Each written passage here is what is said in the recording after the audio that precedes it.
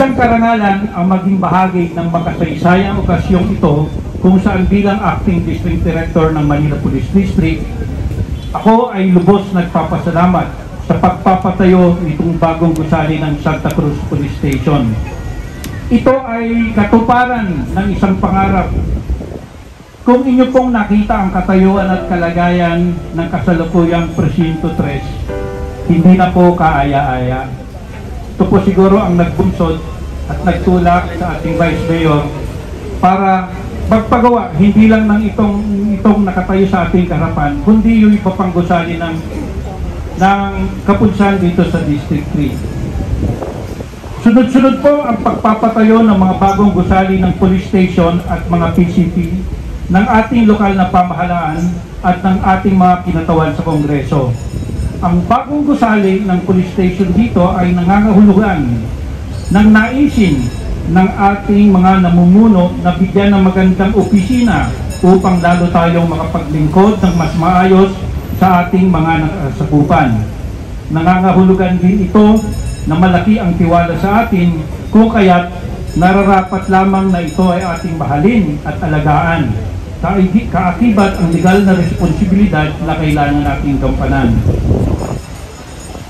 Sana ay maging inspirasyon ito upang mas pagbutihin pa natin ang ating tungkulin na panatilihin ang kaayusan at kapayapaan sa ating mga pamayanan sa lungsod ng Maynila. Ako po ay nandito para makiisa sa selebrasyon at inauguration ng ating bagong Station 3 na kung saan ito ay pinagsumikapan ng dating congressman natin, then Congressman Joel Serbo, na patayo ito. At ngayon po, sa tulong naman natin ng ating pamahalang lungsod ng Maynila at ang kongreso na sinasakupan ni Atty. Joel Chua ay itatag at tayo ng maayos yung Station 3 sa pamumuno ng ating Station 3 Commander na si Lieutenant Colonel Leandro Butchoy Gutierrez.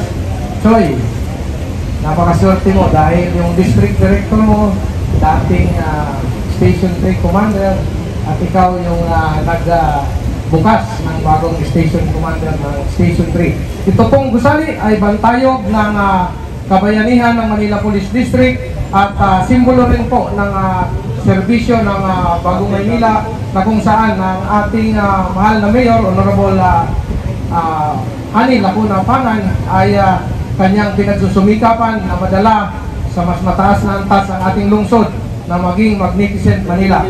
Kaya mula po sa aking tanggapan sa PNP, Retirement Benefit Administration Service, ang aming pong bagbati sa Manila Police District at sa lungsod ng Maynila, at maraming salamat po. Magandang hapon po sa akin. Maganda po, and kagaya po ng nabanggit kanina ni District Director and former District Director, that this serves as a motivation po sa ating kapulisan na magsilbi sa ating mamamayan, especially the Manileños.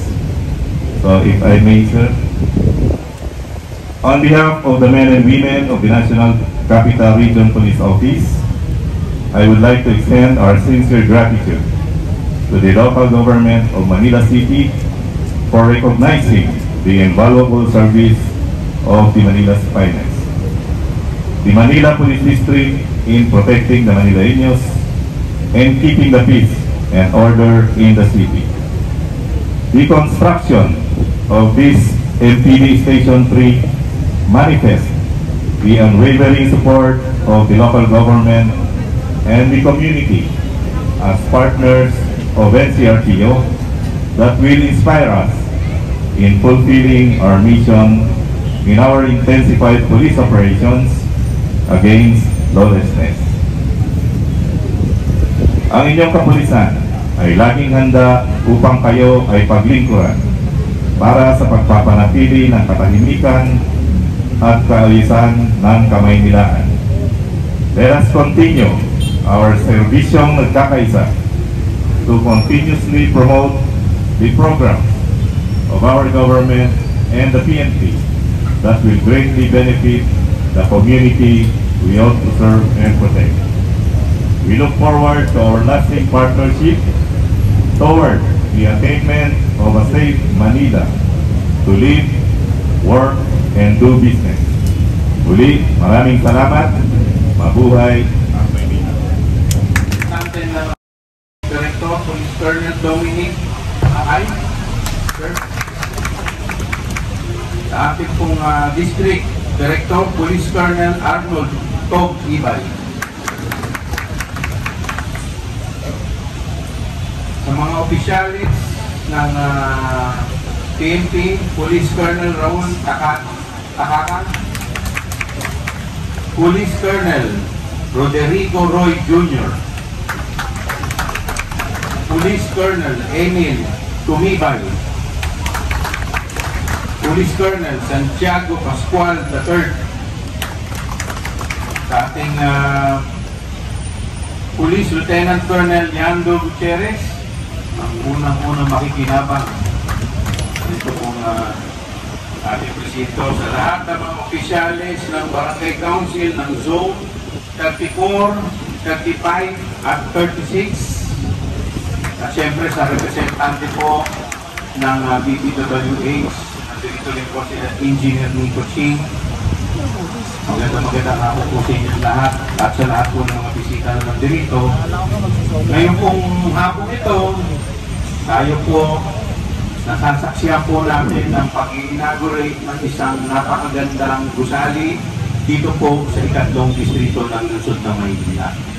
Ito pong nagawa ng ating Vice Alcalde nung siya po ay isang representante ng ating distrito, ay isang pambihira. Pambihira dahil dito po binigyan po niya ng dignidad at integridad ang mga kapulisan. At dahil dito po, ito po ay isang challenge sa lahat ng mga mag-uopisina po dito. Na sana po kung gaano kaganda ang ating opisina, sana ganoon din po maging maayos ang ating trabaho sa pag-maintain ng peace and order dito sa ating distrito. Alam po ninyo, kanina tinitignan ko po ang ating District Director, si Sir Ibay. Kasama po ang tingin sa gusali. Mukhang gusto nang ilipat. Ha? Mukhang gusto nang ilipat. Yung nasa UN dito. Sabi niyo siguro napakaganda. So, congratulations sa ating Vice Mayor Yul, sa isang napakaganda at makabuluhang proyekto. Isang proyekto na mapapakinabangan po hindi lamang ng mga kapulisan, pagkos ng lahat ng mamamayan na sumasakop sa ating distrito, at hindi lamang po sa ating distrito, pagkos buong Kamaynilaan. So sana ito po ay maging isang puwaran sa lahat ng mga distrito, at sana maging modelo rin ito nang sa ganon ang lahat po ng ating kapulisan ay magkaroon po ng maayos na opisina. So muli, congratulations, more power, at mabuhay po kayo lahat.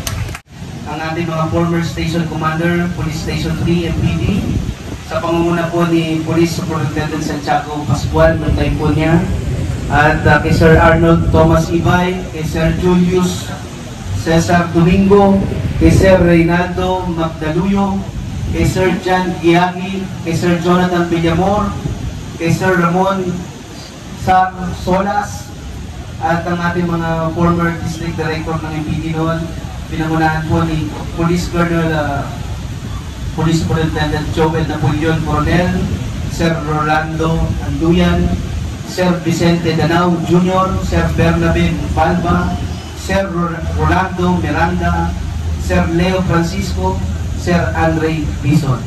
Maraming salamat po sa inyo sa pagsuporta po dito sa programa ito. Kasi kung di nyo rin po sinuportahan, baka mas matagal pa pong matapos. Kaya maraming salamat.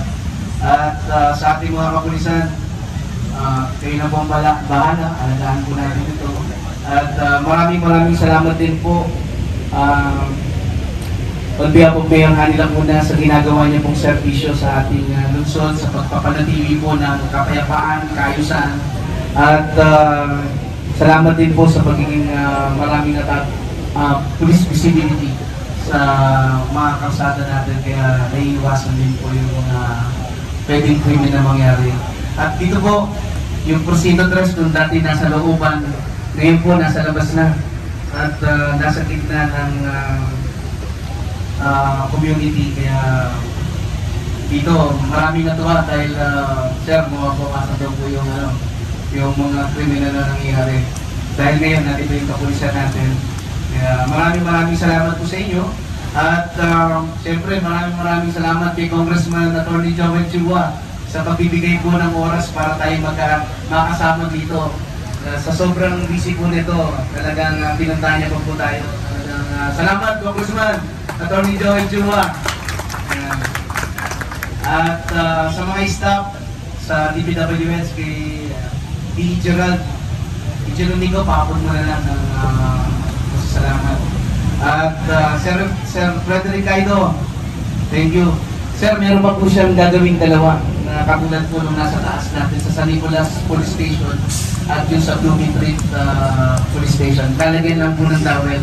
Pasensya na po kayo, medyo nagkagat. Pero matatapos din po yan. At isa ito pong pinaghihirapan po natin ng 4 na taon na pondo. May elevator na, mayroon pang firing range, at madaming opisina at maraming banyo. Yeah, madaming banyo. Kaya, congratulations po sa ating lahat. Muli po, maraming salamat. Basta huwag po natin kalilimutan.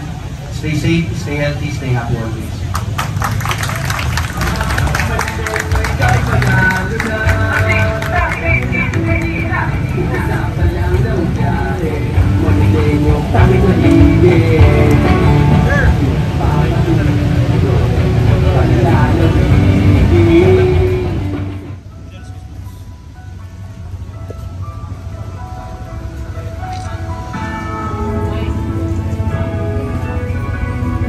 Chua, thank you so much. Andre P. Dizon.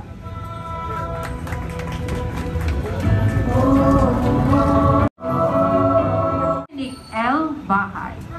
Maraming salamat po. Hi, sir. Sir, tingin niya, sir.